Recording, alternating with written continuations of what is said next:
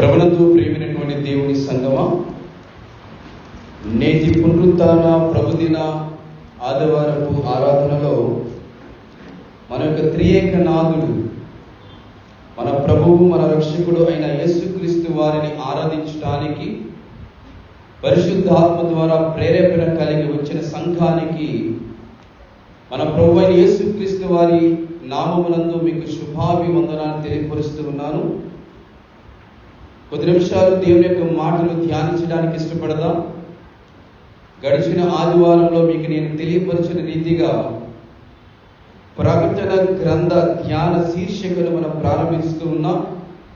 ఈ యొక్క 2025 ముగింపు నెలలో నవంబర్ మాసం, డిసెంబర్ మాసం, ఈ 2 నెలలతో మనం ఈ యొక్క సంవత్సరాన్ని ముగించబోచుండగా మరికొన్ని నెలల్లో, అనగా రానున్న 2 నెలల్లో మనము నూతన సంవత్సరమును దయా కిరీటాన్ని మనం కలిగి ఉండబోచుండగా ఈ యొక్క సందర్భాన్ని ఉద్దేశించి ప్రకటన గ్రంథము నుండి కొన్ని ఆధ్యాత్మికమైన సత్యాలు మనము నేర్చుకొని, తెలుసుకొని, మనము బలపడి ప్రభు యొక్క కృపకు, ఆశీర్వాదాలకు పాత్రులుగా ఎంచబడాలని నేనైతే మనస్ఫూర్తిగా కోరుతూ ఈ యొక్క ప్రకటన గ్రంథ ధ్యానాల శీర్షికను నేను ప్రారంభిస్తూ ఉన్నాను.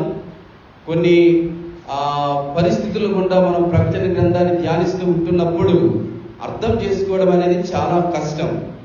వాస్తవానికి మనకున్న 66 పుస్తకాలలో ఆదికాండం ప్రారంభ గ్రంథం, అన్నిటికీ ప్రారంభం ఆదికాండం. ఆదికాండంలో అన్నిటికీ ప్రారంభాన్ని చూస్తాం. జీవానికి, పుట్టుకను, మరణమును, పాపము, ద్వేషము, అన్నిటికీ కూడా, అంటే దేవుడు కూడా ఆదికాండంలోనే కనిపిస్తాడు. కాబట్టి అన్నిటికీ కూడా ప్రారంభ గ్రంథం ఆదికాండం అయితే, ప్రకటన గ్రంథం అన్నిటికీ ముగింపు గ్రంథం. అన్నిటిని ముగించేస్తుంది, అనగా ఈ యొక్క సృష్టిని కూడా ముగించే గ్రంథం. ఇదిగో పాతలు గతిస్తాయి, సమస్తము నూతనం అవుతాయి అన్న ప్రకటన చేసినటువంటి గ్రంథం ప్రకటన గ్రంథం. నూతన ఆకాశము, నూతన భూమి, ఆ యొక్క నూతనత్వంలోనికి ప్రవేశించేటటువంటి మార్గం గుండా నడిపించే గ్రంథం ప్రకటన గ్రంథం. కాబట్టి ఆది కాండము అన్నిటికీ ప్రారంభాల గ్రంథం అయితే, ప్రకటన గ్రంథం అనేది అన్నిటికీ ముగింపు గ్రంథం, సమస్తాన్ని ముగించేది. కాబట్టి ఈ యొక్క ముగింపు గ్రంథం నేటి క్రైస్తవ సమాజం అనేది చదవాలి, వినాలి, ధ్యానించాలి. మనము 66 పుస్తకాలలో 65 పుస్తకాలు మనం ఎక్కువగా తరచుగా ధ్యానిస్తూ ఉంటాం, చదువుతూ ఉంటాం. కానీ ఎందుకనో మనలో చాలా మంది ప్రకటన గ్రంథం చదవడానికి, ధ్యానించడానికి, వినడానికి అంత ఆసక్తి చూపించరు. గల కారణం ఏమిటంటే మన మధ్య ఉన్నటువంటి అపవాది యొక్క క్రియలు. ఎందుకంటే అపవాది మనల్ని ఒక సత్యం వైపు నడిపించడానికి ఎప్పటికీ కూడా మనకు సహకరించదు, సత్యాన్ని తెలుసుకోవడానికి సహకరించదు. కాబట్టి ఎప్పుడూ కూడా అబద్ధం వైపు నడిపించడానికి, ఒక కాలయాపన కలిగిన జీవితాన్ని క్రైస్తవులు గడిపేస్తూ స్టిల్ ఈ రోజుకి కూడా వారు పాపములో ఉండేటట్టుగా చేస్తుంది అపవాది. అందుకని 66 పుస్తకాలు మనం చదివితే అంత పెద్ద ప్రాబ్లం అపవాదికి లేదు. కానీ ప్రకటన గ్రంథం చదివే వారితోనే అపవాదికి పెద్ద సమస్య. అందుకని నేటికి కూడా చాలా మంది ప్రకటన గ్రంథం చదవడానికి కానీ, వినడానికి కానీ అంత ఆసక్తి చూపించరన్నమాట. ఎందుకంటే ప్రకటన గ్రంథం మనల్ని కొన్నిసార్లు భయపెడుతుంది, ప్రకటన గ్రంథం మనల్ని సరిచేస్తుంది, ప్రకటన గ్రంథం మనల్ని సిద్ధపరుస్తుంది, ప్రకటన గ్రంథం రాకడ కొరకు సంభవించబోయే అనేకమైనటువంటి సమాచారాన్ని చాలా విపులంగా వివరిస్తుంది. ఈ భూమి మీద ఇప్పటికీ కూడా ఏవైనా విపత్తులు రావడం కానీ, లేకపోతే యుద్ధాలు సంభవించడం కానీ, ఇవన్నీ కూడా ప్రకటన గ్రంథ ఆధారముగానే జరుగుతున్నాయి. నమ్మిన వారు అలవి చెప్తారా? ప్రకటన గ్రంథం క్రైస్తవుడు తెలుసుకుంటే గనక జరగబోయే భవిష్యత్తు వైపు అతనికి పూర్తి అవగాహన కలిగి ఉంటాడు. అంటే రేపు ఏమి సంభవిస్తుంది అన్న దిగులు ఉండదు, ఎలాంటి పరిస్థితులు భూమి మీద జరుగుతాయి అన్న దిగులు ఉండదు. ఎందుకనగా క్రైస్తవుడికి ప్రకటన గ్రంథం ఇవ్వబడింది. అది ఒక అద్భుతమైన గ్రంథం. ఇది పరలోక దర్శన గ్రంథం. యోహాను అని పిలువబడుతున్న అపోస్తలుడు పద్మాసు దీపములో దేవుని సముఖములో ఈ దినమున అనగా ప్రభు దినము నాడు పొందుకున్నటువంటి ఆ యొక్క దర్శన గ్రంథమే ప్రవచన గ్రంథము. కాబట్టి ఆయన స్వయంగా యోహాను స్వయంగా పరలోకానికి చేర్చబడ్డాడు.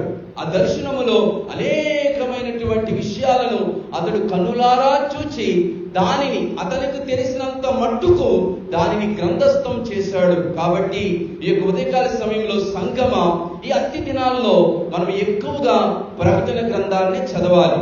మనం ఎక్కువగా ప్రకటన గ్రంథాన్ని ధ్యానించాలి. మనం ఎక్కువగా ప్రకటన గ్రంథాన్ని వినడానికి ఇష్టపడాలి.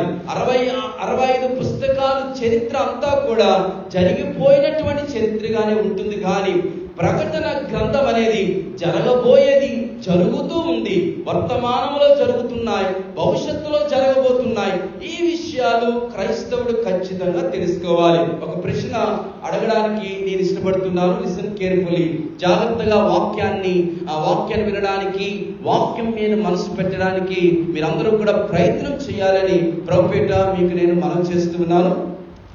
ఈ రోజున మనము అంత్య దినాల్లో ఏం జరుగుతుంది అనే ప్రశ్న వేసుకుంటే చాలా మంది కూడా చాలా రకాలైనటువంటి వివరణలు ఇస్తూనే ఉన్నారు. యుగాంతం గురించి ఆలోచన చేస్తూ ఉన్నప్పుడు చాలా విషయాలు నేడు మనం వింటూనే ఉన్నాం, చూస్తూనే ఉన్నాం.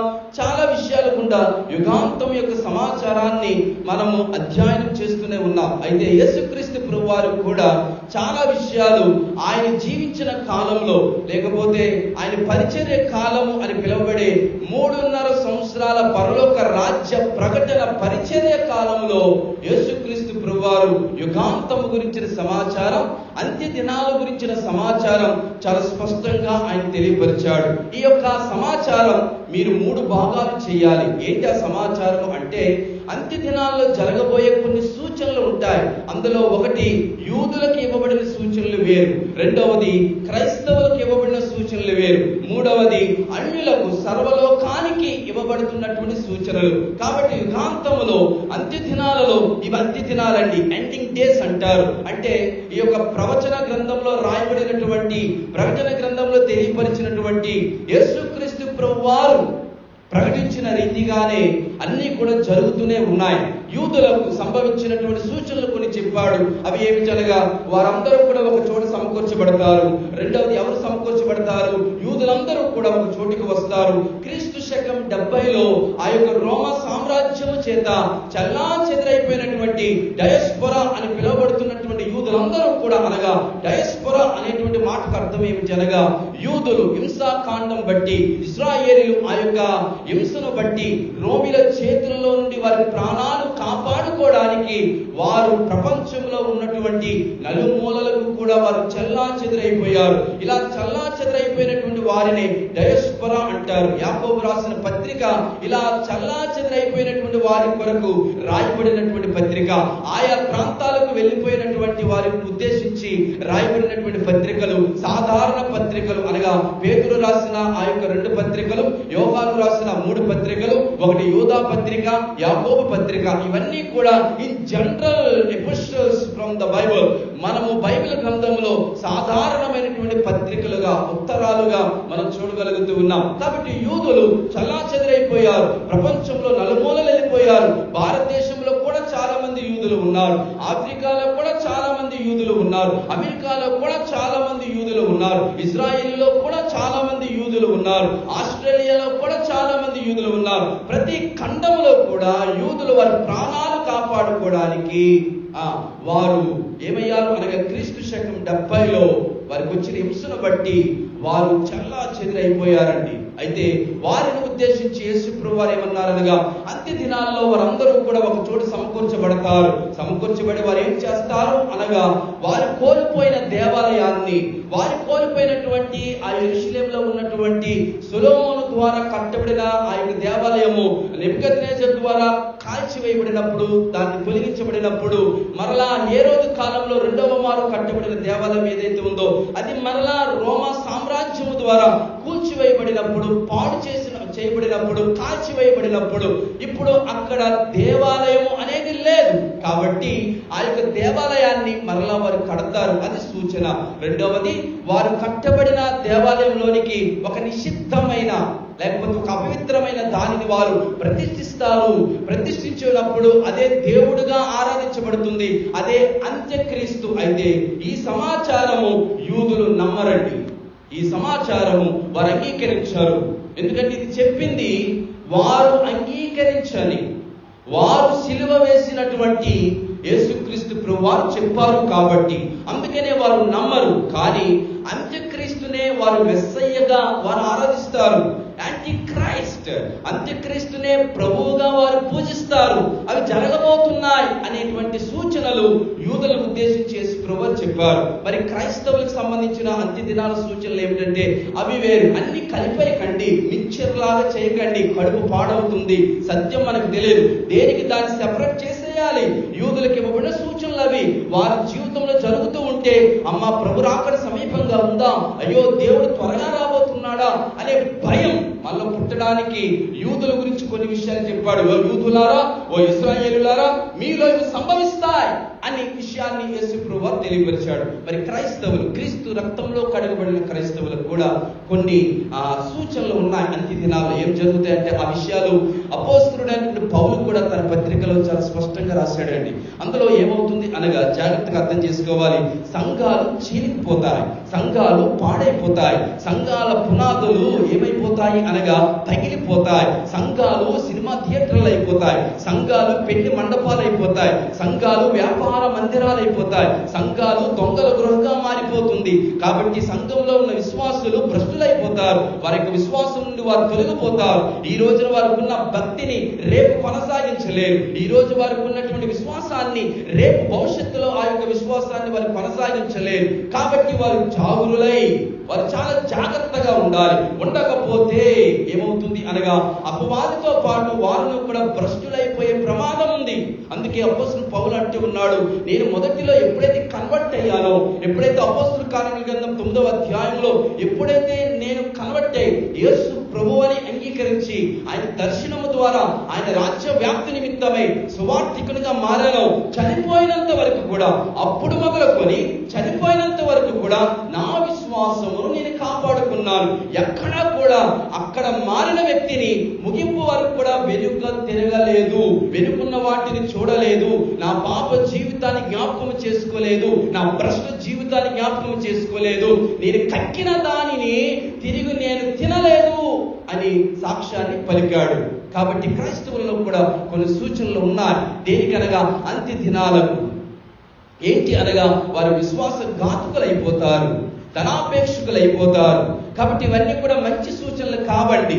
ఆ ధనాపేక్షకులైపోవడము, విశ్వాసఘాతుకులైపోవడము, సంఘాలను పాడు చేయడం అనేది వారు ద చిల్డ్రన్ ఆఫ్ సాటన్, అనగా వారు సాతాను యొక్క పిల్లలే కానీ దేవుని పిల్లలు కానే కారు అన్న విషయాన్ని మనం తెలుసుకోవడానికి దేవుడు గోధుమలేమిటో, గురుగులు ఏమిటో, మేకలేమిటో, గొర్రెలేమిటో, గుర్రాలేమిటో, గాడిదలేమిటో అర్థమవుతుందా? వేరియేషన్ చూడడానికి అన్ని కూడా ఒకలాగే ఉంటాయి. కుక్కలేవో నక్కలేవో అన్ని కూడా చూడడానికి ఒకలాగే ఉంటాయి. కానీ దేవుడు వాటిని వేరు చేస్తాడు. ఎక్కడి నుండి వేరు చేస్తాడు? సంఘము అనేటువంటి మందలో నుండి, సంఘము అనేటువంటి పొలంలో నుండి దేవుడు దాన్ని అక్కడే ఆయన ప్రక్షాళన చేసి, ఓకేనా, సంఘము ఎత్తబడడానికి మునిపే, ప్రభు రాకడ రావడానికి మునిపే సంఘము ప్రక్షాళన చేయబడుతుంది. ఈ ప్రక్షాళన వైపే సంఘము నడిపించబడుతుంది. ఆమె చెబుతారా? మీరు భౌతికమైన ఆశీర్వాదాలు పొందడానికి సంఘము కాదు, మీరు ఆధ్యాత్మికమైన మేలులు పొందుకోవడానికే సంఘం అనేది స్థాపించబడింది. ఎందుకంటే క్రైస్తవులుగా మనకంటే ఎక్కువగా ఆశీర్వదింపబడుతున్న వారు, మనకంటే ఎక్కువగా బలులుగా ఘనతలు, బలాలు, బలగాలు పొందుకున్న వారు లోకములో మన చుట్టూ చాలా మంది ఉన్నారు. అందుకొరకు మనం పిలవబడలేదు.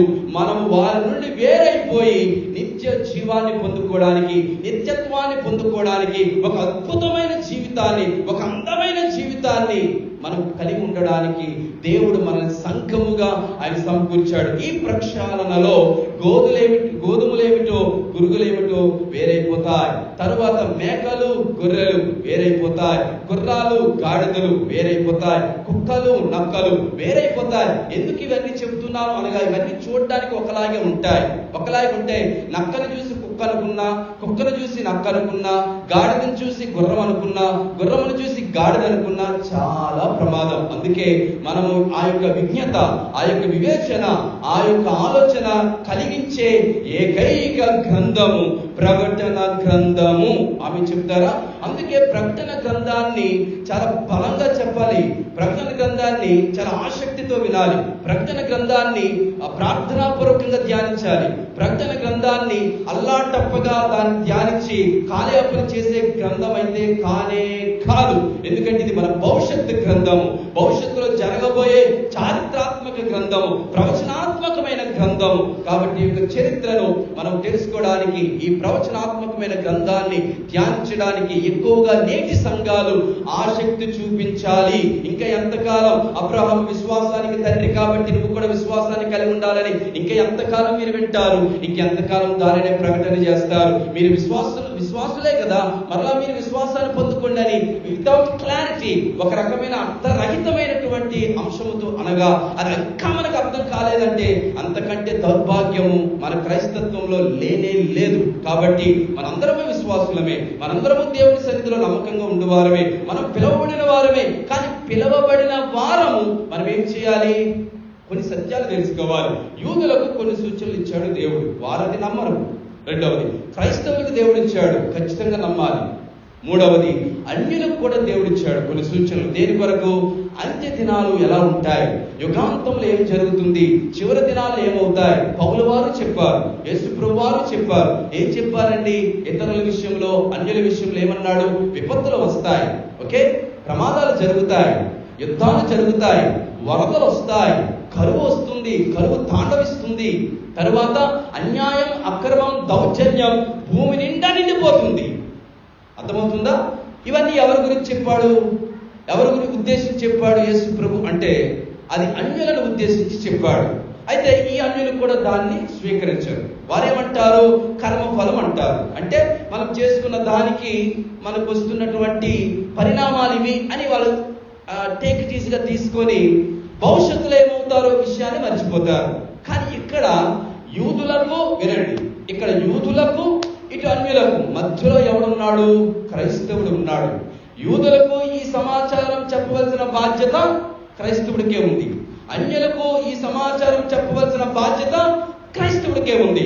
కాబట్టి క్రైస్తవుడు ప్రకటన గ్రంథ ప్రచార వారధి. ఆమె చెప్తారా? క్రైస్తవుడు ప్రకటన గ్రంథ ప్రచార వారధి. దాన్ని ప్రకటించవలసిన వాడు ఎవరు అనగా క్రైస్తవుడే. మరి ప్రకటించేవాడు అన్ని విషయాలలో పరిపూర్ణ జ్ఞానం కలిగి ఉండాలా లేదా? పరిపూర్ణమైన జ్ఞానం కలిగి ఉండాలి. ఇది గొప్ప ధన్యత. అందుకే 65 పుస్తకాలలో ఏ పుస్తకానికి ఇలాంటి టైటిల్ ఇవ్వలేదండి. ఏ టైటిల్ అది? ఏ టైటిల్ అంటే ప్రకటన గ్రంథం 1వ అధ్యాయం, ప్రకటన గ్రంథం 1వ అధ్యాయం 3వ వచనానికి ఇవ్వబడిన టైటిల్ ఏ గ్రంథానికి పరిశుద్ధుడైన దేవుడు రాయించలేదు. ఏంటా టైటిల్? ఏంటా ఆధిక్యత? ఏంటా విషయం అంటే 3వ వచనం చదవండి గట్టిగా. ఎవరైనా ఎవరో ఒక్కరు చదవండి.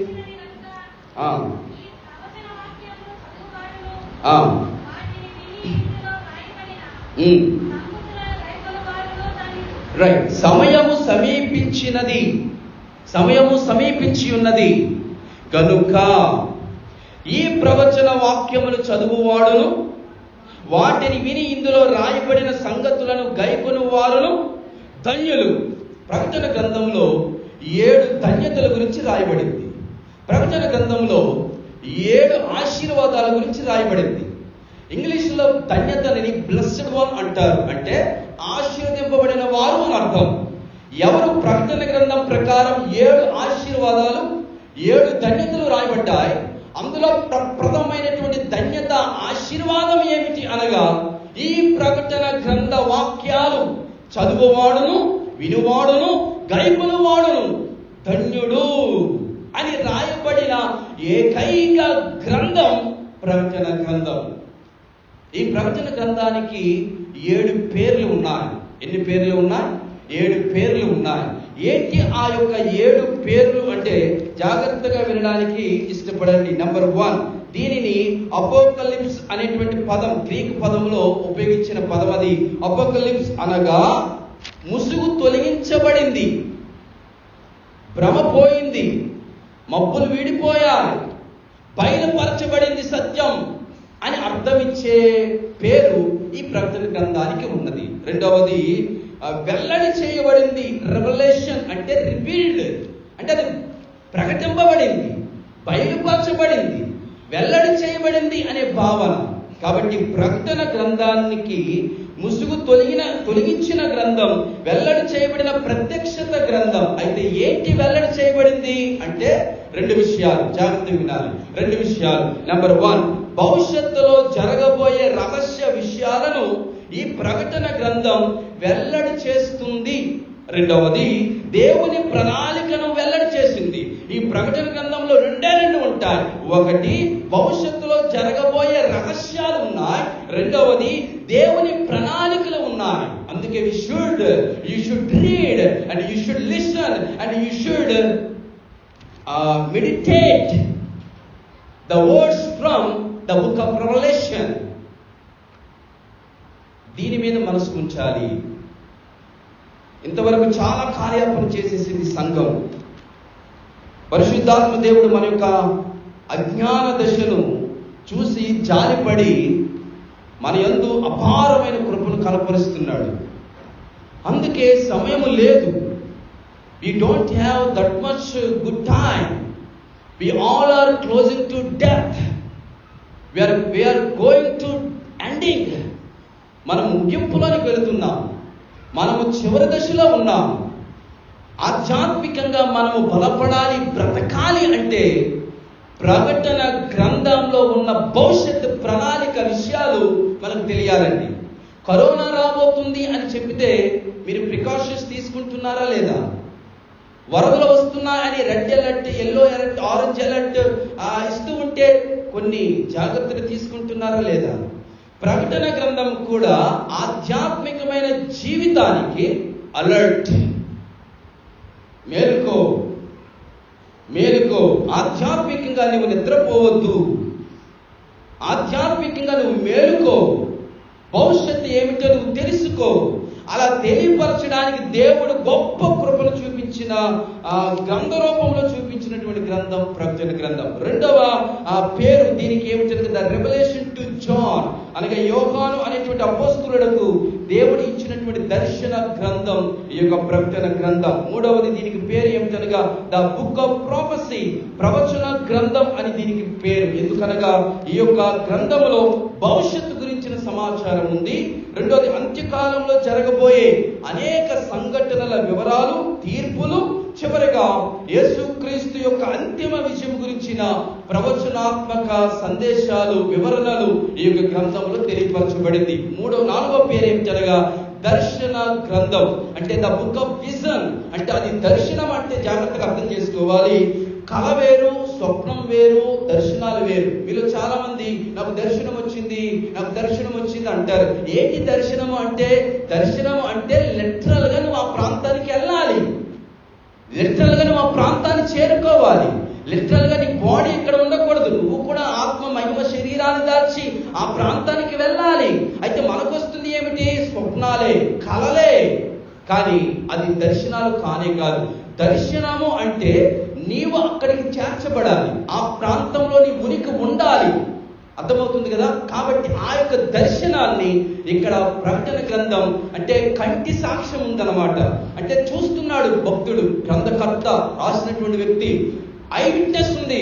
ఆయన ఏదో ఊహించింది కాదు, ఏదో బహు విచారంలో వచ్చిన కలల గ్రంథం కాదు ఇది. ఇది దర్శన గ్రంథమే. ఐదవది ఏమిటనగా దీనికి ఇవ్వబడిన గ్రంథం పేరుకి లేకపోతే పేరు ఏమిటనగా, ఐదవ పేరు ఏమిటనగా ద బుక్ ఆఫ్ హార్డ్, అంటే కఠినమైన గ్రంథం. ఇది ప్రకటన గ్రంథం ద బుక్ ఆఫ్ హార్డ్. ఇందులో ఉన్న అనేక గుర్తులు, సింబల్స్ అన్ని సింబాలికల్ గా రాయబడ్డాయి. అన్నీ కూడా ఏదో మర్మంలాగా రాయబడ్డాయి. ఆ యొక్క సింబల్స్ అర్థం చేసుకోవడానికి కానీ దాని యొక్క వివరాలు అర్థం చేసుకోవడం అనేది చాలా కష్టం. ప్రకటన గ్రంథం అర్థం చేసుకోవడం చాలా కష్టం. అందుకే it's very hard to understand the book of revolution. ప్రకటన గ్రంథం అనేది కఠినమైన గ్రంథం, చాలా హార్డ్గా ఉంటుంది, చాలా కష్టంగా ఉంటుంది, చదివేవాడికి ఇబ్బందిగానే ఉంటుంది. అమ్మో ఎంత జరుగుతుంది అలా జరుగుతుందని. బట్ యూ షుడ్ రీడ్, తప్పకుండా దాన్ని చదవాలి. ఎందుకు సింబాలికల్గా రాశాడు దేవుడు ప్రకటన గ్రంథాన్ని అంటే దాని యొక్క చరిత్ర మీకు తెలియపరుస్తాను. యోహాను అపోస్తలుడు పద్మాసు దీపంలో క్రీస్తును ప్రకటిస్తున్నాడని రోమా సైన్యము ద్వారా బంధించబడినటువంటి ఒక ఖైదీ తను చెరసాలలో వేయబడినప్పటికీ కూడా దేవుణ్ణి ఆరాధించడం మానేలేదు, దేవుణ్ణి గణపరచడం మానేలేదు, ప్రార్థన చేయడం మానేలేదు. తల మోకాలు మధ్యలో పెట్టుకొని, తొడల మధ్యలో పెట్టుకొని ఎప్పుడు నేను ఇక్కడ నుండి విడుదల పొందుతానా అని విచారించలేదు. అతడు ఎక్కడ ఉన్నా కూడా ఈ యోహాను అనబడిన అపోస్తలుడు దేవుని సన్నిధిని మరిచిపోకుండా ప్రార్థించేవాడు, స్తుతించేవాడు, ఆరాధన చేసేవాడు. ఇలాంటి క్రమంలో అతనికి ఒక దర్శనం వచ్చింది. అది కూడా ప్రభు దినము నాడు వచ్చింది, అనగా ఆదివారం ఆరాధనలో వచ్చింది, పునరుత్థాన దినము నాడు వచ్చింది, ఈస్టర్ సండే రోజున వచ్చింది. ఆ దర్శనంలో చూస్తున్న విషయాలను అతడు గ్రంథస్థం చేయమని పరిశుద్ధుడైన దేవుడు తెలియపరిచాడు. తను రాయాలని రాయలేదు, పరిశుద్ధాత్మ దేవుడు రాశాడు. దాన్ని గ్రంథస్థము చేయి, దానిని రాయు అని చెప్పాడు. కాబట్టి ఆ రాతను ఎలా రాశాడు అంటే ఒక మర్మంగా రాశాడు, కొన్ని సింబల్స్ ఉపయోగించాడు. 666 అనే ముద్ర అంటాడు, దానికి వేరే అర్థం ఉంది. తర్వాత 7 సంఘాలు, 7 పాత్రలు, 7 ముద్రలు, 7 నక్షత్రాలు, తర్వాత 7 ఆత్మలు, ఇలా 7 అనేది చాలాసార్లు మనకు అనిపిస్తుంది. 7 కొమ్ములు కదా, 7 అనేది చాలా చాలా చాలా సందర్భాల్లో మనకు కనిపిస్తుంది. ప్రకటన గ్రంథం మీకు అర్థం అవ్వాలి అంటే ఈ 7 అనే అంకెతోనే ముడిపడి ఉందండి. అంటే ఎన్ని రకాలుగా ఉందో మీకు నేను తెలియపరుస్తాను. చూడండి, 7 అనేది 7 సంఘాలు, 7 దీపస్తంభాలు, 7 నక్షత్రాలు, 7 ఆత్మలు, 7 తీర్పుల వరసలు 3 భాగాలు, తర్వాత 7 ఆశీర్వాదాలు లేదా 7 ధన్యతలు, 7 కొమ్ములు, 7 కన్నులు గల గొర్రె పిల్ల, 7 తలలు, 7 కిరీటములు గల మహాసర్పము, 7 తలలు గల క్రూర మృగము. 7 అనేటువంటి దీనిని కనుక మీరు చూస్తే దాదాపుగా 9 అంశాలు మీకు తెలియపరిచాను. దీనిని మీరు క్రమేపీగా ఏంటి ఆ 7 సంఘాలు, ఏంటి ఆ 7 తలలు గల క్రూర మృగము, ఏంటి ఆ 7 తలలు దేన్ని రిప్రజెంట్ చేస్తున్నాయి, ఈ విషయాలన్నీ కూడా మీరు గనక అధ్యయనం చేస్తే మీకు ప్రకటన గ్రంథం సులభంగా అర్థమైపోతుంది. అయితే యోహాను ఎందుకు ఇంత సింబాలికల్ గా రాశాడు అంటే జాగ్రత్తగా అర్థం చేసుకోవాలి. ఆ యొక్క పద్మాసు దీపంలో యోహాను ఖైదీగా ఉన్నాడు, స్వతంత్రుడు కాదు, ఒక సైనికుడు కాదు, ఆ యొక్క రోమ సామ్రాజ్యంలో పదవి కలిగిన వ్యక్తి కూడా కానే కాదండి. అతడు ఒక ఖైదీ, ఆ రాజ్యం ప్రకారం ఆయన ఒక ద్రోహి. క్రీస్తుని సిలువేసిన రోమీల మీద తిరుగుబాటు చేస్తూ క్రీస్తు ఆ సిలువ మరణము పొందాడే కానీ ఆయన మృత్యుంజయుడు, ఆయన మరణాన్ని జయించిన వాడు, ఆయన సమాచారం ఇస్తూ ఆయన సజీవుడని ప్రకటిస్తున్నాడు, ఆయన దేవుడని ప్రకటిస్తున్నాడు, దైవ కుమారుడని ప్రకటిస్తున్నాడని ద్వేషభావముతో ఆ యొక్క యోహాను అపోస్తలుడిని ఏం చేస్తారో అనగా చెరసాలలో వేసేస్తారు. ఆ టైంలో దేవుడు ప్రకటన గ్రంథ దర్శనాన్ని ఇస్తాడు. ఇచ్చినప్పుడు ఇతడు వివరంగా రాయడు, కొన్ని సింబాలికల్గా రాస్తాడు. అది ఎందుకు రాస్తాడు అంటే అతను రాయడానికి హక్కు మాత్రమే ఉంది, రాసుకోగలడు. కొన్ని కాగితాలు ఇచ్చేవారు, కొన్ని రాయడానికి అసిర లేకపోతే ఆ కాలంలో ఉపయోగించబడినటువంటి పరికరాలు ఏవైతే ఉన్నాయో వాటిని ఇచ్చేవారు. ఖాళీగా ఉండకుండా అతడు రాసుకునేవాడు. ఈ దర్శన గ్రంథం రాస్తున్నాడు. అయితే ఈ దర్శన గ్రంథం, ఇతను రాస్తున్న గ్రంథం తనతో ఉండకూడదు. అది తన రాసిన గ్రంథం తన చెరసాలలో ఉన్నంత కాలం తనతో ఉండడానికి కాదు, అది బయటికి రావాలి. అది 7 సంఘాలకు తెలియపరచబడాలి. ఆసియా ఖండంలో ఉన్నటువంటి 7 సంఘాలకు కూడా ఆ సమాచారం వెళ్ళాలి. ఆ సమాచారం చదివిన ప్రతి సంఘము కూడా భవిష్యత్తు కొరకు సిద్ధపడాలి. కాబట్టి అది అతని దగ్గర ఉండవలసినటువంటి గ్రంథము కాదు. రాసి వెంటనే ఆ గ్రంథాన్ని బయటికి పంపించాలి. బయటికి పంపించాలి. ఆ గ్రంథంలో రోమా సామ్రాజ్యం యొక్క పతనం గురించి రాయబడి ఉంది. రానున్న రాజ్యాల గురించి రాయబడి ఉంది. రానున్న రాజ్యాల పతనం గురించి రాయబడి ఉంది. ఇప్పుడు ఆ గ్రంథం ఒక సైనికుడికి ఇవ్వాలి, ఆ యొక్క చెరసాల అధిపతికి ఇవ్వాలి. ఆ అధిపతి ఏం చేస్తాడు అనగా, ఆ యొక్క పిలాతు అనబడిన చక్రవర్తి గవర్నర్ దగ్గరికి ఆ యొక్క గ్రంథాన్ని తీసుకుని వెళతాడు. తీసుకుని వెళ్ళి ఈ చెరసాలలో ఉన్నటువంటి యోహాను ఏ సమాచారం ఈ గ్రంథంలో రాశాడు, ఈ కాగితాల్లో రాశాడని చెప్పి వారు చదవడం మొదలు పెడతారు. చదివినప్పుడు వారు రాజ్యం గురించి కానీ, జరగబోయే విపత్తుల గురించి కానీ, లేదా ఆ రాజ్యానికి సంబంధించినటువంటి సమాచారం కానీ, రానున్న రాజ్యాల సమాచారం కానీ ఆ చదువుతున్నటువంటి రోమా సామ్రాజ్యపు చక్రవర్తికి అర్థమైతే ఆ గ్రంథాన్ని అక్కడే కాల్చి అది ప్రపంచానికి రాకుండా ఆపే ప్రమాదం ఉంది. కాబట్టి చదవబోతున్నటువంటి రోమా చక్రవర్తి కూడా అది అర్థం కాకుండా ఉండడానికి 666 ముద్ర అన్నాడు. అది జ్ఞానము కలవాడికే అది అర్థమవుతుందని అన్నాడు. కొన్ని విషయాలు చెబుతూ ఆత్మ చెప్పు సంగతులు చెవుగలవాడు మాత్రమే వినుగా కానీ శాస్త్రం రాశాడు. తరువాత భయపడి పరిశుద్ధుడైన దేవుడు ప్రేరేపించింది ఏమిటనగా, ఒకవేళ ఈ చక్రవర్తి అది చదువుతూ ఉన్నప్పుడు దాన్ని మార్చే ప్రమాదం ఉంది, కొట్టివేసే ప్రమాదం ఉంది. ఈ కాగితం ఇవ్వద్దు, ఈ యొక్క చర్మము చొక్కాయల మీదే కదా రాసేవారు, కాబట్టి ఇది ఇవ్వద్దు అని చెప్పి దాన్ని చించేవారేమో, కాల్చేవారేమో, నాశనం చేసేవాడేమో, లేకపోతే సమాచారాన్ని మార్చేస్తాడేమో అని పరిశుద్ధుడైన దేవుడు ఏమని రాయిపించాడు అనగా, ఇందులో రాయబడినది పొల్లైనను సున్నైనను తీసివేసిన మార్చిన ఈ బైబిల్ గ్రంథంలో రాయబడిన తెగుళ్ళన్నీ కూడా వాడికి, వాడి ఇంటి వారికి వస్తాయి అని ఒక హెచ్చరిక. అది చదివిన చక్రవర్తి భయపడతాడా లేదా? అమ్మో నాకెందుకు వచ్చినది ఇది అని చెప్పి కొన్ని సింబల్స్ రాయడానికి గల కారణం ఏంటంటే, ఆనాటి చక్రవర్తికి అర్థం కాకూడదు, రోమా సామ్రాజ్యానికి అర్థం కాకూడదు. కానీ ఆత్మ చెప్పు సంగతులు, ఆత్మ ద్వారా ఆత్మను పొందుకున్నవాడు ఖచ్చితంగా వాడికి అర్థమవుతాయి. అది చెప్పాల్సిన బాధ్యత ప్రకటన గ్రంథం చెప్పాల్సిన బాధ్యత, ప్రకటన గ్రంథంలో రాయబడిన సమాచారం సంఘానికి చెప్పవలసిన బాధ్యత సంఘపు దూతకే ఉంది, కానీ సంఘస్థులకు లేదు. ఎందుకంటే వారికి అది అర్థం కాదు. అందుకనే ఈ గ్రంథానికి పెట్టబడిన 5వ పేరు కఠినమైన గ్రంథం, ద బుక్ ఆఫ్ హార్డ్నెస్. 6వది ఈ గ్రంథానికి పెట్టబడిన ఇంకో పేరు తెగుళ్ళ గ్రంథం. తెగుళ్ళు అంటే ప్లేట్స్ అంటాం కదా, 10 తెగుళ్ళు వచ్చాయి కదా నిర్గమకాండంలో ఐగుప్తు దేశం మీద. అలాగనే ప్రకటన గ్రంథములన్నీ కూడా 7 ముద్రలు, 7 బోరలు, 7 పాత్రల ద్వారా దేవుడు భూమిపై వచ్చే తీర్పులను, తెగుళ్ళను గురించి వివరిస్తున్నాడు. కాబట్టి ఈ గ్రంథానికి ద బుక్ ఆఫ్ ప్లేట్స్, తెగుళ్ళ గ్రంథము అని దీనికి వేరొక పేరు. 7వ పేరు ఏమిటనగా నిరీక్షణ గ్రంథం, ద బుక్ ఆఫ్ హోప్. ఇది క్రైస్తవులకు సంబంధించినది. క్రైస్తవులకు యేసు రక్తంలో కడగబడిన వారికి సంబంధించింది. ఈ తెగుళ్ళు ఏవైతే ఉన్నాయో ఇవి క్రైస్తవులకు సంభవించేవి కాదండి. నమ్మిన వారు ఆమె చెప్తారా? ఈ తెగుళ్ళు ఏవి కూడా మన దగ్గరికి రానేవి. ఏ తెగులుని గుడారమున మర్చిపోవద్దు, ఏ తెగులుని గుడారమున సమీపించనీయడు.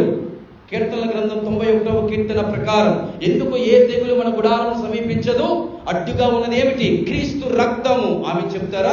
క్రీస్తు రక్తముని ఇంటి మీద, నీ మీద, నీవు అనే గుడారం మీద. కొరింథీయులకు రాసిన మొదటి పత్రిక 15వ అధ్యాయం ప్రకారము గృహము అనే నీ మీద యేసు రక్తము గనక ఉంటే, యేసు రక్తము గనక మీ మీద ఉంటే ఏ తెగులు నీ గుడారమును సమీపించదు. 7 ముద్రలు విప్పబడినప్పుడు కొంత నాశనం, 7 బోరలు ఊదినప్పుడు మరికొంత నాశనం, 7 పాత్రలు ఒలిగింపబడినప్పుడు సంపూర్ణమైన నాశనం అండి. 30 గాను 60 గాను 100 నాశనం. యోహాను రాసిన పత్రిక ప్రకారం యేసు ప్రభువారు చెప్పారు కదా, ఆ విత్తువాడు ఉపమానంలో చెబుతున్నప్పుడు ఆ విత్తనం కలిగి ఉన్నవాడు 30 60 100గా ఫలిస్తాడు. కానీ ప్రకటన గ్రంథంలో 7 ముద్రలు విప్పబడినప్పుడు 30 నాశనం, 7 బోరలు ఊదినప్పుడు 60 నాశనం, 7 పాత్రలు ఒలిగించబడినప్పుడు నూరంతర నాశనం అంటే సంపూర్ణమైన నాశనం భూమిపై కలగబోతుంది. అందుకనే దీనిని తెగుళ్ళ గ్రంథం, ఇది క్రైస్తవులకు మాత్రము వచ్చే అవకాశము లేదు. నేను ఇక్కడ అంటున్నాను, మీకు అనడం లేదు, క్రైస్తవులు అంటున్నాను. మీరు నిజంగా క్రీస్తు దాసులైతే, క్రీస్తుని వెంబడించేవారైతే, క్రీస్తుని ఆరాధించేవారైతే, నిజంగా మీరు యెహోవా దేవుడు లాంటి దేవుణ్ణి, యేసు ప్రభువుని కలిగి ఉన్న జనాంగం అయితే డాష్ రాసుకోండి, ఏ తెగులు నీ గుడారమున సమీపింపనీయడు, అడ్డంగా నిలబడేది యేసు రక్తం. 7వ పేరు నిరీక్షణ గ్రంథం. ఇది కూడా క్రైస్తవులకు ఉద్దేశించి పెట్టబడిన గ్రంథమే. ఈ పేరు ఏమిటనగా, చెడుపై దేవుడు, చెడుపై అంటే సాతానుపై, అంధకారంపై, మరణముపై దేవుడు క్రీస్తు విజయాన్ని, దేవుని విజయము క్రీస్తు విజయాన్ని, అలాగే కొత్త ఆకాశము కొత్త భూమి స్థాపన ప్రకటించి విశ్వాసులకు ఇచ్చేటటువంటి నిరీక్షణ గ్రంథం ఈ యొక్క ప్రకటన గ్రంథం. చాలా అద్భుతమైందండి. చదవడానికి ప్రయత్నం చేయండి, ప్రార్థనాపూర్వకంగా చదవండి. అర్థమైనా అర్థం కాకపోయినా ఒకసారి తరోలిగా అలాగా చదివేయండి. నేనున్నాను కదా మీకు నేను వివరంగా చెప్పడానికి. దేవుడు ఆ ప్రేరణ ఇచ్చాడు కదా మీకు తెలియపరచడానికి. చాలా సులభంగా అర్థం చేసుకునే పరిధిలో మీకు నేను తెలియపరుస్తాను. బైబిల్ గ్రంథంలో ఉన్న 66 పుస్తకాల్లో 3 పుస్తకాలు ఎప్పటికీ చాలా మందికి అర్థం కాదు. ఒకటి పరమగీతము, రెండోది ప్రసంగి, మూడోది ప్రకటన. ఈ 3 కూడా ప అనేటువంటి అక్షరంతోనే ప్రారంభమవుతున్నాయి. కాబట్టి ప అనేటువంటి 3 పేర్లు కలిగినటువంటి ఈ యొక్క 3 గ్రంథాలను అర్థం చేసుకోవడం చాలా కష్టం. పూర్వీకులు అర్థం చేసుకున్నారు, మనకంటే ముందున్న తరం అర్థం చేసుకుంది. యథార్థంగా నిజాయితీగా భక్తిని చేసిన వారికి అది అర్థమైంది. కానీ ఇప్పుడున్న భక్తి హిపోక్రసీ, అంతా కూడా వేషధారణే. రెండోది ఏమిటనగా అంత స్వార్థమైన భక్తే. మీరు ఏ ప్రార్థన చేసినా కానుకివ్వాలి, మీకు ఏ వాక్యం చెప్పినా కానుకివ్వాలి, ప్రతిదీ కూడా ఏదో ఒక ఎర్నింగ్, ఏ సేవ చేసినా కూడా మీరు డబ్బులు ఆశిస్తారు. ఇది నిజమైన భక్తి కాదు, ఇది నిజమైన సేవ కాదు. అందుకే మనకి గ్రంథాలు అర్థం కావడం లేదు. ఇందులో మనకి అటువంటి అవగాహన లేకుండా పోతుంది. ఇవన్నీ కూడా అంత్య దినాలకు సూచన. Don't forget. భ్రష్టులైపోతాం, వాక్యానికి దూరం అయిపోతాం, దేవుని సన్నిధికి దూరం అయిపోతాం. చాలా బిజీ లైఫ్. ఇవ్వవలసిన గంటన్నర 2 గంటల సమయం దేవునికి ఇవ్వలేము. అది కూడా ఒకవేళ గంటన్నర మీరు దేవునికి ఇచ్చినా కూడా అందులో కూడా చాలా రకాలైనటువంటి ఆలోచనలు. మీ మధ్య ప్రేమ ఉండదు, మీ మధ్య ఐక్యత ఉండదు, మీ మధ్య సహవాసం ఉండదు. నీ బడాయి చూపించుకోవడానికి, నీ కుటుంబ నేపథ్యాన్ని ప్రకటించుకోవడానికి ఒక పర్ఫార్మెన్స్ ప్లేస్ గా మారిపోతున్నాయి సంఘాలు. It's very dangerous situation everyone we have today. అందుకనే మనం ఖచ్చితంగా మార్పు చెందాలి. పాత దాని వైపు వెళ్ళకూడదు. మనము నూతన సృష్టి కొరకు సిద్ధపడుతున్న వాళ్ళము. నమ్మిన వారు ఆమేన్ హల్లెలూయా 2 కలిపి చెప్తారా? మనము పాతవి గతించుకుంటూ ఉన్నాం, నాశనం చేసుకుంటూ ఉన్నాం. మనం దేని కొరకు అనగా కొత్త జీవితం కొరకండి. మీరు నమ్ముతారా లేదో, నేను అప్పీల్ అవుతున్నాను. ఈ ఆదివారం దేవుని ఆరాధించిన తర్వాత సోమవారం నుంచి శనివారం వరకు కొత్త జీవితం అండి. మరలా ఆదివారం దేవుని సన్నిధికి వచ్చినప్పుడు మరలా ఆయనలో బలపడ్డారంటే మరలా ఆ వారం మళ్ళీ నూతనత్వం అవుతుంది. మరలా నేను గడిచిన, విడిచిపెట్టిన, కక్కేసిన, దేవుని సన్నిధిలో ఒప్పుకున్న పాపాలను మరలా చేయడానికి దేవుడు అట్టి మనసు ఇవ్వడం లేదండి. కానీ మీరు చాలా మంది మరి ఆదివారం ఎలా తీసుకుంటున్నారు, దేవుని సన్నిధిని ఎలా మీరు తీసుకుంటున్నారు, దేవుని సన్నిధిని ఎలా గడుపుతున్నారు? నూతనత్వం లేకపోతే నీవు క్రీస్తుని పొందినవాడు కాదండి. కొరింథీయులకు రాసినటువంటి 2వ పత్రికలో చాలా స్పష్టంగా దేవుడు రాయించాడు. కాగా క్రీస్తు యేసు నందున్నవాడు నూతన సృష్టే, ఇదిగో పాతవి గతించిపోతున్నాయి, సమస్తమును నూతనమవుతున్నాయి. మనము నూతనం వైపు అడుగులు వేయాలి. నూతన సృష్టి కొరకు ఎదురు చూడాలి. ఆ నూతన సృష్టి అంటే ఏమిటో తెలుసా అండి?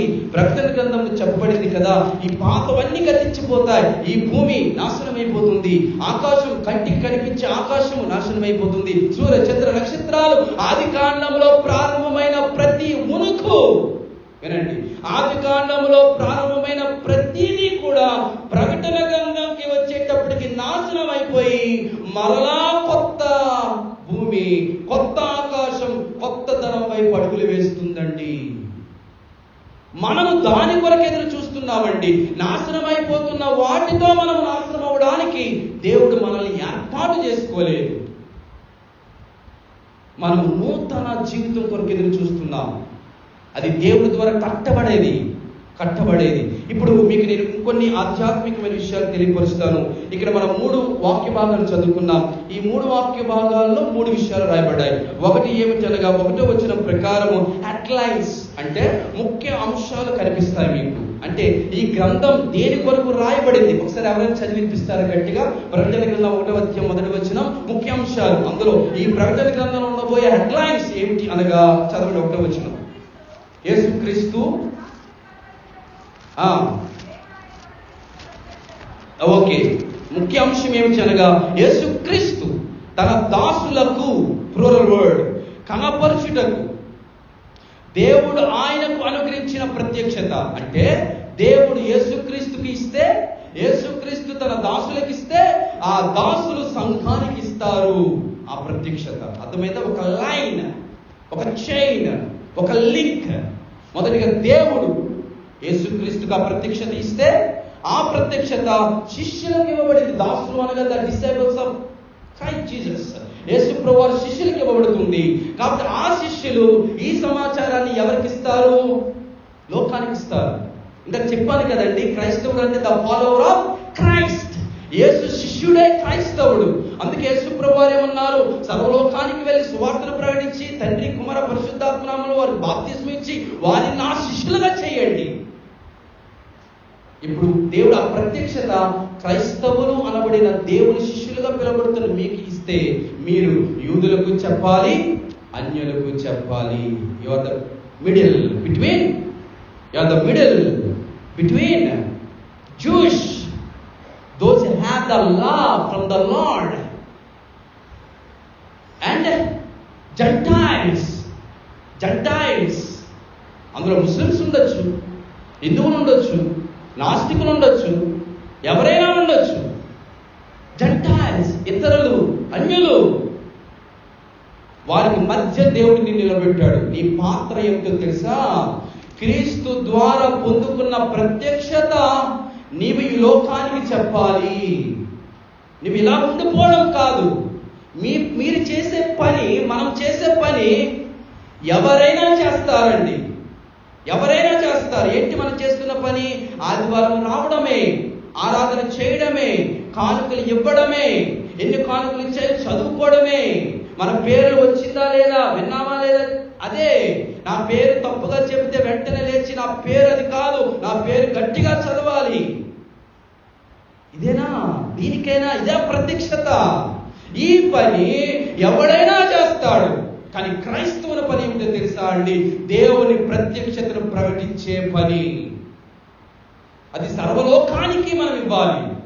ఎలా ఇస్తారో అప్ టు యు, అది నీ బాధ్యత. అందుకే ముఖ్యాంశం ఏమిటి అనగా 1వ వచనం, యేసుక్రీస్తు తన దాసులకు కనుపరుచుటకు దేవుడు ఆయనకు అనుగ్రహించిన ప్రత్యక్షత. ఈ సంగతులు త్వరలో సంభవింపనయున్నవి, ఇవి జరుగుతాయి. తర్వాత ఆయన తన దూత ద్వారా వర్తమానము పంపి తన దాసుడైన యోగానుకు వాటిని సూచించారు. ఇది ముఖ్య అంశం అండి. జరగబోయే వాటిని తెలియపరిచే ప్రత్యక్షతల గ్రంథం ప్రకటన గ్రంథం. 2వ వచనం ఏం చెప్తుంది అనగా ద పర్పస్. ఎందుకు రాయబడింది గ్రంథం? దేని కొరకు రాయబడింది గ్రంథం? దేని కొరకు సంఘం సిద్ధపడాలి? ఏంటి ఆ intention? What is the purpose? ఆ యొక్క ఉద్దేశం ఏమిటంటే 2వ వచనంలో రాయబడింది. అదేమిటది? అతడు దేవుని వాక్యమును గూర్చి, యేసుక్రీస్తు సాక్ష్యమును గూర్చి తాను చూచినంత మట్టుకు సాక్ష్యం ఇచ్చేను. సంఘముగా కూడుటలో ఉద్దేశం ఏమిటి అనగా ఏమిటట? సాక్ష్యం ఇవ్వడానికండి. ఎవరి గురించిన సాక్ష్యము? యేసు క్రీస్తును గురించిన సాక్ష్యము. ఎవరి గురించిన సాక్ష్యము? యేసు క్రీస్తు అనబడిన వాక్యము గురించిన సాక్ష్యము ఇవ్వడానికి మనం ఒక చోట సమకూర్చబడుతున్నాం. That is the purpose, that is the intention. 3వ వచనం ఏం చెబుతుంది? ఇది ఏమి చదవని చెప్పలేదు కదండి. వెయిట్ టైటిల్ చెప్పనియండి. 1వ వచనము హెడ్లైన్స్, ముఖ్యాంశాలు. 2వ వచనము ద పర్పస్, ఉద్దేశం, ద ఇంటెన్షన్, ప్రణాళిక లేకపోతే ఉద్దేశం. అండ్ లాస్ట్లీ 3వ వచనం ఏం చెబుతుంది అనగా బ్లెస్సింగ్స్. బ్లెస్సింగ్ అదే చదువు 3వ వచనం. ఇప్పుడు చదవండి అమ్మా.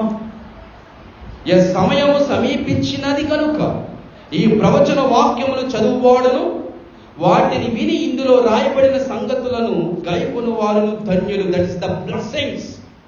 ధన్యుడు అని ఉందా? ధన్యులు అని ఉందా? ఓకే, ధన్యులు అవ్వాలి, ధన్యులుగా ఉండాలి, ఆశీర్వదింపబడాలి.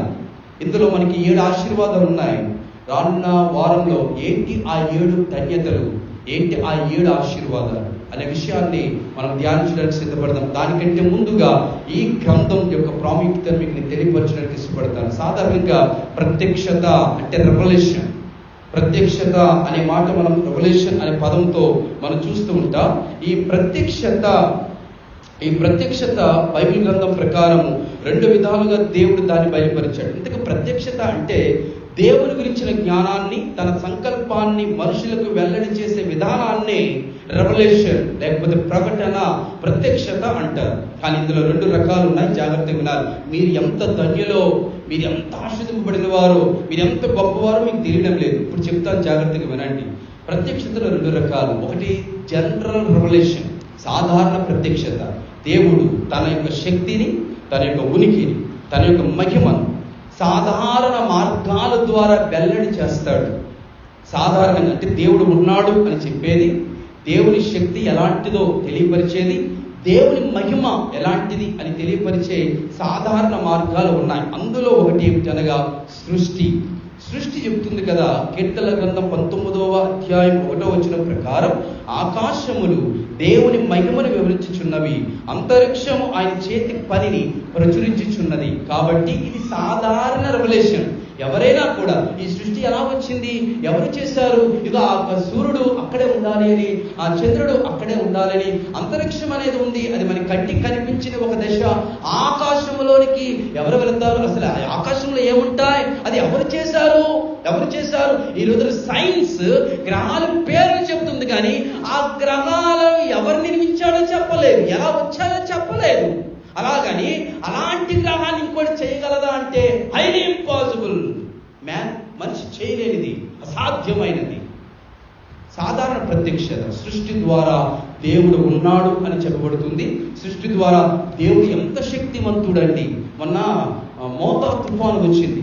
నేను బయట బాల్కనీలో ఆ అవతల కూర్చుని ఆ గాలి బలంగా వస్తూ ఉంటే మా ఇంటి అవతల చాలా చెట్లు ఉంటాయి, చాలా గాలి 80-100 స్పీడ్లో వస్తుంది గాలి. మీరు నమ్మరు, దేవుడి సృష్టి ఎంత గొప్పదో. ఆ గాలికి నేను అక్కడ చెట్లు చూస్తున్న, చిన్న చిన్న మొక్కలు చూస్తున్నాను, అవి గాలికి కదులుతున్నాయే కానీ ఆ మొక్కకి అంటుకట్టి ఉన్నటువంటి కొమ్మ కానీ ఆకు కానీ ఊడట్లేదు. అదే మనం జస్ట్ ఇలా పట్టుకొని లాగితే టప్మని ఊడొచ్చేస్తుంది. కానీ ఇంత గాలి వస్తున్నా కూడా ఆ ఆకును పట్టుకునే కొమ్మ అస్సలు ఆ ఆకును విడడానికి కానీ వదిలేయడానికి కానీ దాని సహజంగా ఉన్నటువంటి గుణం చాలా అద్భుతమైనది. మీరు ఎప్పుడైనా చూడండి, ఇలాంటి విండ్స్ వచ్చేటప్పుడు ఎండినవి రాలిపోతాయి, కానీ పచ్చిగా ఉన్నవి అంత వేగంగా రాలిపోవు. దేవుడు ప్రతి దానికి కూడా ఒక శక్తినిచ్చాడు.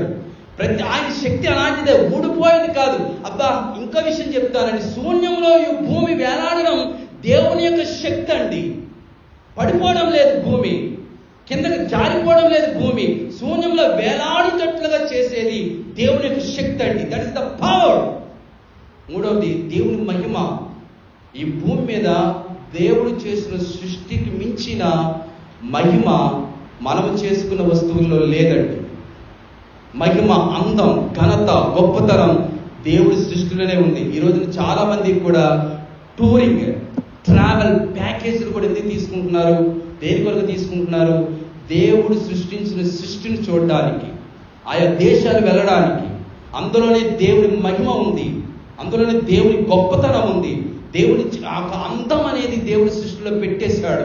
దాని ద్వారా దేవుని యొక్క ఉనికి, దేవుని యొక్క శక్తి, దేవుని యొక్క మహిమ కనిపిస్తుంది. దీని ద్వారా దేవుడు ఉన్నాడు అని ప్రకటింపబడుతుంది. రెండవది ప్రత్యేక ప్రత్యక్షత. ఇది అందరికీ కాదండి. సాధారణ ప్రత్యక్షత అందరికీ. అన్యుడు చూడొచ్చు. ఎవడి సూర్యుడు రాడా వాడి మీదకి, చంద్రుడు రాడా వాడి మీదకి, వర్షం కురవదా వాడి మీదకి, నీ మీదే పడుతుందా? సూర్యుడు చేసింది మన దేవుడు, చంద్రుడు చేసింది మన దేవుడు, వృక్షాలు చేసింది మన దేవుడు, పశువులు చేసింది మన దేవుడు, భూమిని చేసింది మన దేవుడు, వర్షము సృష్టించింది మన దేవుడు, ఎండను సృష్టించింది మన దేవుడు. అలాగని తన ప్రజలకి దేవుడు ఇస్తున్నాడా? ఏడివి, వర్షము, చలి అన్నీ కూడా, ఫలాలు, పండ్లు, పంటలు అన్నీ కూడా కాదు కదా. It's a general revolution. ఇది సాధారణ ప్రత్యక్షత, అందరికీ అందుబాటులో ఉంటుంది. కానీ there is a one more revolution, that's called special revolution, ప్రత్యేక ప్రత్యక్షత. దీని ద్వారా మాత్రమే, ఈ ప్రత్యేక ప్రత్యక్షత ద్వారా మాత్రమే దేవుడు తన యొక్క రక్షణ ప్రణాళికను బయలుపరుచుకుంటాడు.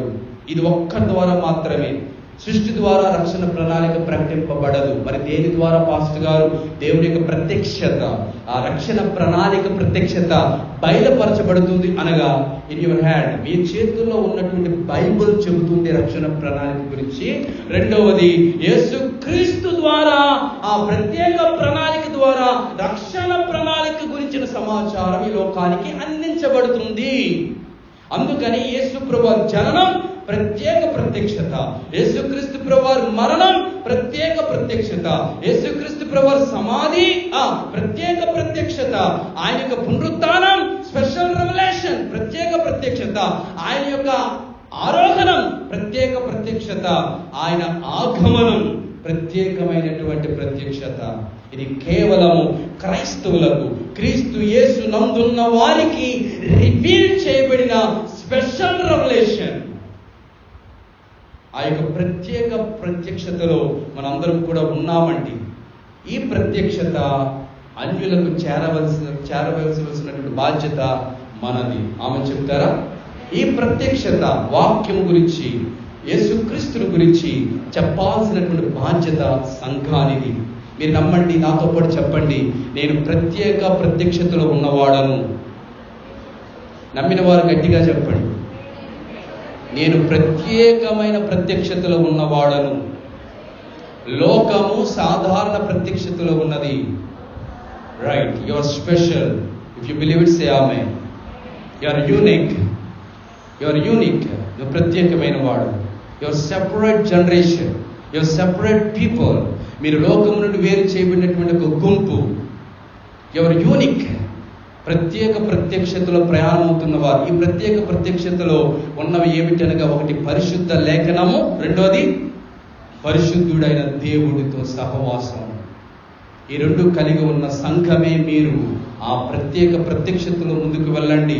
మీకు ఇవ్వబడుతున్న ప్రత్యక్షతను లోకానికి చూపించండి. అట్టి కృపా ధన్యత పరిశుద్ధుడైన దేవుడు మనందరికీ అనుగ్రహించును గాక. ఆమేన్. రానున్న వారంలో చెబుతాను. 5 పుస్తకాల జ్ఞాపకం ఉంది, టైం లేదు కాబట్టి ఆపుతున్నాను. 5 గ్రంథాల సమాచారం కూడా రానున్న వారంలోనే చూద్దాం. 7 ఆశీర్వాదాల గురించిన సమాచారం కూడా ప్రకటన గ్రంథాన్ని ఆధారం చేసుకుని మనం ధ్యానిద్దాం. అందరం లేచి నిల్చుందాం. This is the first Sunday of this month. This Sunday called